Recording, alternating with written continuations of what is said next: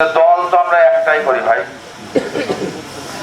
আজকে মার্কার ফয়সালা করে দিছে দল, আমরা যেহেতু একটা করি বিএনপি। আমি আপনাদের সবার কাছে অনুরোধ করব, আজকের পরের থেকে বা নির্বাচনের পরের থেকে এই আলমডাঙ্গা উপজেলা কেন্দ্রিক কোন মতভেদ সৃষ্টি করবেন না। কোন সমস্যা কোন কিছু হলে আমাকে বলবেন, আমার নেতাকে বলবেন, সেই প্রবলেম সলভ করে দেওয়ার জন্য আমি চেষ্টা করব। আজকে একটা জিনিস দেখেন, আজকে এই গ্রুপ ওই গ্রুপ ওই গ্রুপ, দিন শেষে কিন্তু আমরা ভাই এক জায়গায়, মার্কা তো আমাদের ধানের শেষ। তাহলে এটা করে লাভ কি বলেন?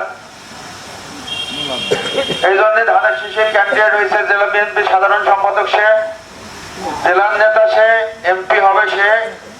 আমরা সবাই মিলে একসাথে দল করব ভাই। আপনারা সবাই কথা দিচ্ছেন?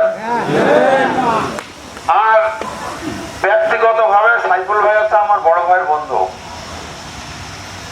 আমি সর্বোচ্চ সম্মান করি এই শহরে তাকে, সেও জানে।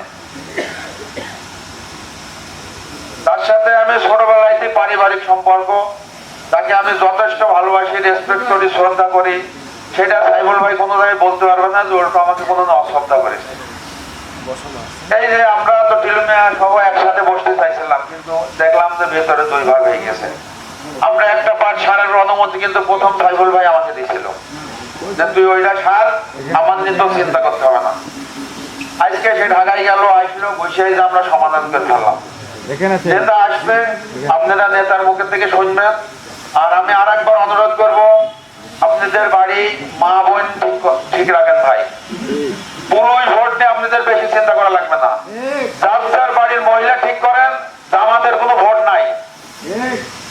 আপনি দেখেন গা, আপনার ভাবি আপনার মা এই বিএনপি জামাত একসাথে থাকার কারণে মনে মনে জামাত হয়ে গেছে। আপনারা সেইগুলো একটু ঠেকান। আমার এমন নজর আছে, আমার দল করে আমার সাথে চলতে ফেলছে, তার বউ ধানের শীষে ভোট, দাঁড়িপাল্লায় ভোট দিচ্ছে। আমি তো এইসব ধরে বেড়াচ্ছি এখন। এই জন্য আপনাদের সবার কাছে অনুরোধ করবো, সবার বাড়ি বাড়ি টেপেন আর জিজ্ঞাসা করেন, মুখের মধ্যে কথা রাখেন না।